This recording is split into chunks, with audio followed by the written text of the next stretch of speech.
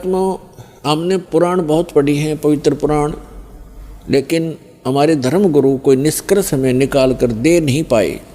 और जिस कारण से हम ऐसे उन कथाओं को याद अवश्य कर लेते थे, लेकिन हमें उनका कोई सिर पैर का पता नहीं था। जैसे पार्वती जी के 107 जन्म हो चुके थे, 108वां जन्म वो जी रही थी। भगवान शंकर वही होते थे, उनकी तब तक मृत्यु नहीं हुई थी, और पार्वती जी की 107 बार मृत्यु हो चुकी थी। और भगवान शिव जब पार्वती जी की मृत्यु होती थी बड़े व्याकुल होते थे, उनका बहुत बुरा हाल हो जाता था उस पार्वती की मृत्यु के उपरांत, उसके वियोग में। एक समय की बात है कि भगवान श्री राम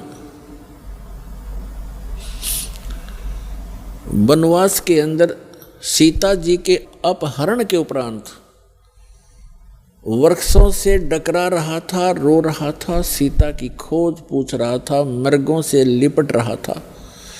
ऊपर से आसमान से पार्वती और शिव देख रहे थे। भगवान शिव ने श्री रामचंद्र जी अर्थात विष्णु जी को प्रणाम किया। पार्वती जी ने देखा कि किसको प्रणाम कर रहे हैं। नीचे एक व्यक्ति रो रहा है पृथ्वी पर। पार्वती जी ने पूछा, आप किसको प्रणाम कर रहे हो? भगवान शिव ने कहा कि नीचे देखो, ये भगवान को प्रणाम कर रहा हूं। कि वो व्यक्ति रो रहा है? पार्वती ने पूछा कि हाँ, ये भगवान है, परमात्मा है। पार्वती जी कहने लगी, भगवान और रो रहा है? भगवान कैसे हो सकता है जो ऐसे डकरा रहा है जनसाधारण की तरह? यानी विष्णु जी थे वो, और विष्णु जी भगवान शिव के बड़े भाई हैं। अपने बड़े भाई को वो नमस्कार कर रहे थे। पार्वती जी ने नमस्कार नहीं किया और कहा, मैं इसकी परीक्षा लूंगी और सीता रूप बना कर जाऊंगी। यदि ये मुझे पहचान लेंगे तो मैं मान लूंगी कि ये भगवान है। भगवान शिव ने कहा कि यह गलती मत करना, यदि तू सीता रूप बना लेगी तो मेरे काम की नहीं रहेगी। उस समय तो पार्वती जी ने कह दिया कि नहीं जाऊंगी, परीक्षा नहीं लूंगी। कुछ ही देर के बाद भगवान शिव के इधर उधर होते ही सीता रूप धारण किया और भगवान राम के सामने खड़ी होगी जाकर के। अब भगवान रामचंद्र जी ने कहा कि हे दक्ष पुत्री, हे दक्ष की बेटी, भगवान शिव को कहाँ छोड़ाई, अकेली क्यों आ गई?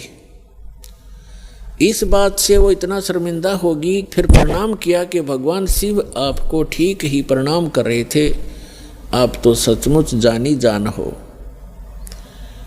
अब देखो पुण्यात्माओं, इस काल के जाल को समझना।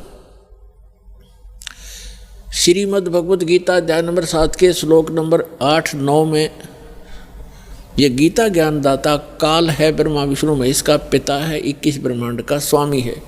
ये कहता है कि जितने भी मेरे अंतर्गत प्राणी हैं, चाहे वो ब्रह्मा है, चाहे विष्णु है, चाहे शिव जी है, चाहे शंकर है, चाहे राम और कृष्ण है, उन्हीं के, तो इन सभी जीवों की बुद्धि मेरे हाथ में है, मेरे कंट्रोल में है। सब बलवानों का बल मैं हूँ, सबकी बुद्धि मैं हूँ, यानी मेरे हाथ में है। अब देखो, इस काल ने उस समय तो भगवान श्री राम की बुद्धि ऑन कर दी, जिस समय पार्वती को पहचान लिया कि सीता नहीं है तू, और उधर से अपनी पत्नी का पता नहीं उसको, उसने कौन उठा ले गया, तो खाक जानी जान था यो। तो ये सब खेल इस काल के हाथ में है। अब क्या हुआ, पार्वती जी वापस आ गई कैलाश पर्वत पर अपने महल में। उधर से भगवान शिव की बुद्धि खोल दी काल ने, और उसके मन में ये पक्का हो गया कि यह अवश्य परीक्षा लेकर आई है। भगवान शिव ने पूछा कि पार्वती परीक्षा ले आई? झूठ बोल दिया पार्वती ने, परीक्षा नहीं ली अविनाशी, मैं ना गई कितने भी। तो भगवान शिव की वह बुद्धि खोल दी, उसने देखा वो अपनी दिव्य दृष्टि से सचमुच ये जाके आई है।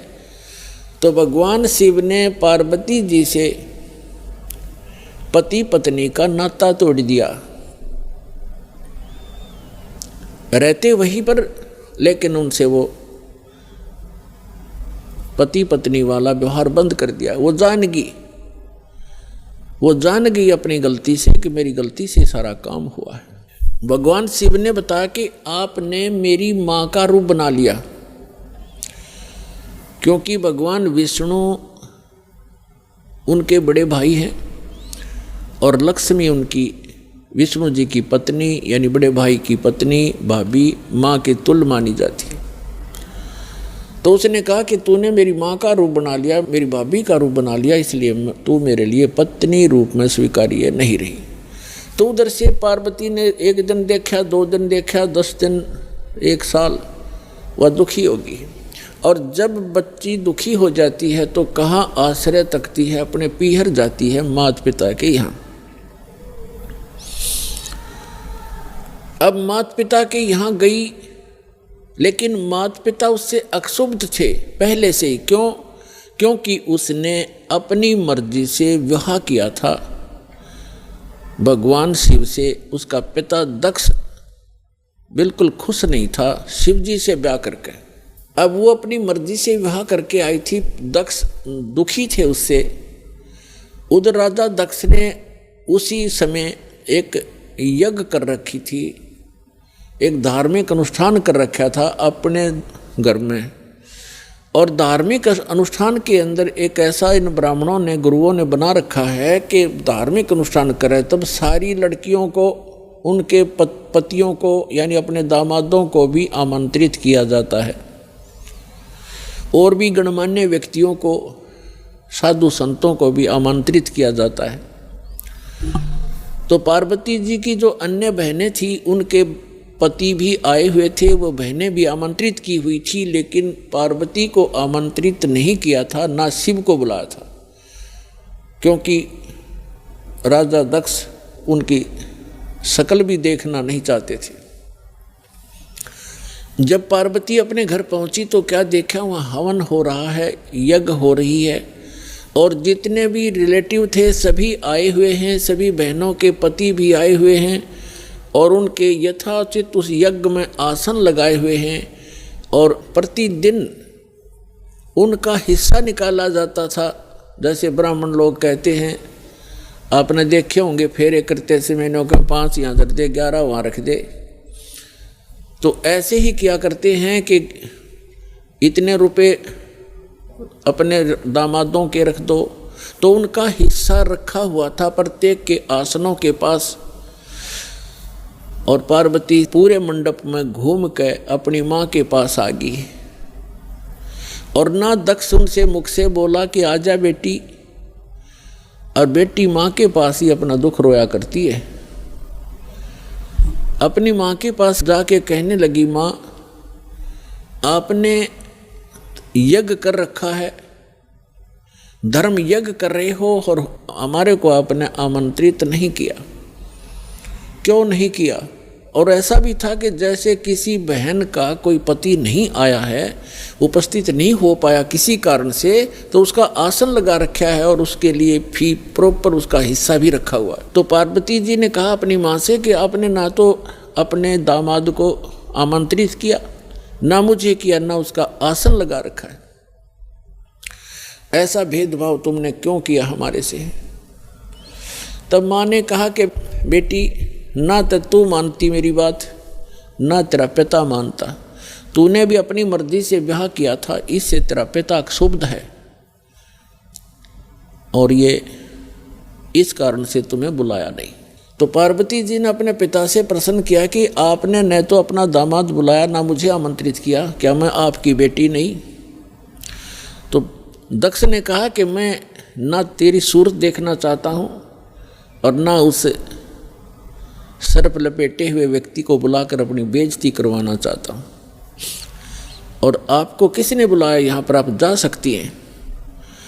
इस अपमान को वो पार्वती सहन नहीं कर सकी, और एक बहुत बड़ा हवन कुंड बना रखा था को 7-8 फुट नीचा। और उसमें ये क्योंकि राजा का यज्ञ ब्राह्मण कुंड से अपने घर से डालना था कि घेर कर लकड़ और सोवा बरबर कड़छे घेरे पूरे लोटे के लोटे और डीक पड़े हवन की। तो पार्वती ने कहा कि मैं करवाती हूँ तेरा यज्ञ संपूर्ण। ऐसा क्षुब्ध हुई, इतना गुस्सा मान के और हवन कुंड में छलांग लगा कर जल गई। जल्दी सी हवन कुंड को बुझाया गया, तुरंत ही उसको निकाला गया, सारा शरीर जल गया, लेकिन अस्थि शेष रह गई, अस्थि पिंजर शेष रह गया। भगवान शिव को पता चला, ये बहुत लंबी कथा है। भगवान शिव ने फिर अपने ससुर का सिर भी काट दिया था, उसने काट दिया था भैरव ने, जैसा भी। तो फिर क्या हुआ कि भगवान शिव जब आए तो उसने उस पार्वती के कंकाल को, जो केवल अस्थि पंजर था पूरे बॉडी का, उसको पार्वती जान के मोहवश इतना अंधे हो गए और उसको सीने से लगाकर 10,000 वर्ष तक पार्वती पार्वती करते फिरते गए रहे। एक दिन भगवान ने सुदर्शन चक्र से उस पार्वती के टुकड़े टुकड़े कर दिए उस अस्थि पिंजर के। तो उसके विषय में बताते हैं कि जहाँ नैन गिरे वहाँ नैना देवी, जहाँ धड़ गिरी उसकी वहाँ पर वैष्णो देवी। ऐसे वैष्णो देवी और नैना देवी की स्थापना हुई क्योंकि वहाँ इन पार्ट्स ऑफ द बॉडी को, शरीर के अंगों को, जहाँ नैन गिरी थी वहाँ उनकी समाधि दे दी और उसकी एक यादगार बना दी कि यहाँ पर ऐसी घटना घटी थी, कहीं आने वाले समय में कोई इन ऐतिहासिक और पौराणिक बातों को झूठा ना सिद्ध कर दे, इसलिए वो यादगार बनाई थी। और आज वहाँ पूजाएं शुरू होगी। ऐसी जहाँ धड़ गिरा था वहाँ पर वैष्णो देवी बना दी, एक यादगार बना दी और उसको मंदिर का रूप दे दिया, जैसे कि आने वाले समय में ये चिन्ह बना रहे, ये अवशेष बने रहे।